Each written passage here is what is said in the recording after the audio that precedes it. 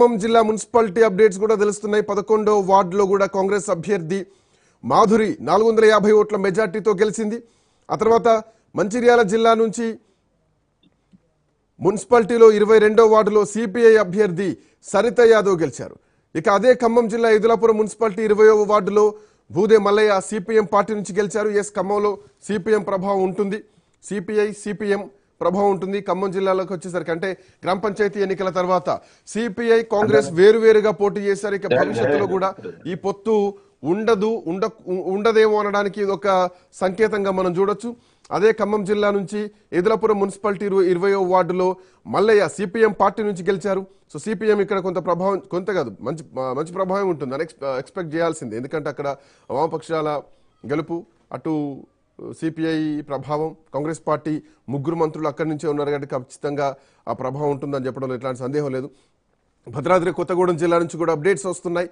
Yes, Aswaraopeta municipality ఎన్నికలకు సంబంధించినటువంటి updates. 7, 14వ వార్డులో బీఆర్ఎస్ పార్టీ గెలిచింది. 17వ వార్డులో భారతీయ జనతా పార్టీ గెలిచింది. 4వ వార్డు అండ్ 12వ వార్డులో కాంగ్రెస్ పార్టీ విజయం సాధించింది.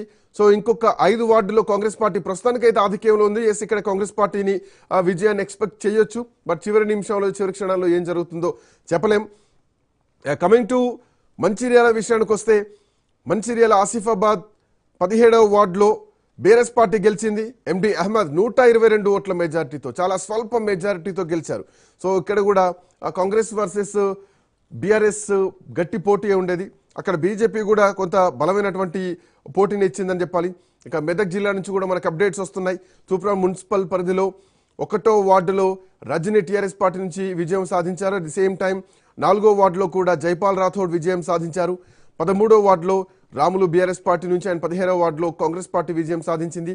ఇంకా అటు బీజేపీ కూడా మెదక్ జిల్లాలో ఒక వార్డులో విజయం సాధించింది. సో అక్కడ బీజేపీ బీఆర్ఎస్ ప్రభావం కొంత ఎక్కువగానే ఉంటుందని చెప్పాలి. కాంగ్రెస్ పార్టీది కూడా ఉంటుంది, బట్ ఎక్కువగా బీఆర్ఎస్ పార్టీ ప్రభావం ఉంటుంది, హరీష్ రావు ప్రభావం. ఆ తర్వాత రఘునందన్ రావుకు సంబంధించి కూడా కొంత బీజేపీ ఎంపీగా జిల్లా నుంచి ఉన్నారు కాబట్టి ఆయన ప్రభావం ఉంటుంది. అండ్ మోర్ ఓవర్ మైనంపల్లి ప్రస్తుతానికి అక్కడ హనుమంతరావు కొడుకు రోహిత్ ఎమ్మెల్యే కొనసాగుతున్నారు. ఆయన కూడా కొంచెం సీరియస్గానే ప్రచారం చేశారు. బట్ ఏదైనా కానీ ఇక్కడ బీఆర్ఎస్ ప్రభావం మాత్రం ఎక్కువగా స్పష్టంగా కనిపిస్తోంది. సో నల్లగొండ జిల్లా నుంచి కూడా మనకు బ్రేకింగ్ వస్తోంది. ఆల్మోస్ట్ నల్లగొండ క్లీన్ స్వీప్ కొడుతున్నట్టు స్పష్టంగా కనిపిస్తోంది. నాగార్జున సాగర్ మున్సిపాలిటీ మొత్తాన్ని కూడా కాంగ్రెస్ పార్టీ కైవసం చేసుకుంది. 12 వార్డులకు 11 కాంగ్రెస్ గెలిచింది. బీఆర్ఎస్ ఒక్క స్థానంలో గెలిచింది.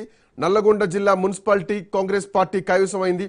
12 వార్డులకు 11 కాంగ్రెస్ గెలిచింది. ఒక్క వార్డు మాత్రమే బీఆర్ఎస్ పార్టీ అక్కడ గెలవడం జరిగింది. సో మంచిర్యాల కాంగ్రెస్ బీఆర్ఎస్ మధ్య పోటాపోటీ నడుస్తోంది.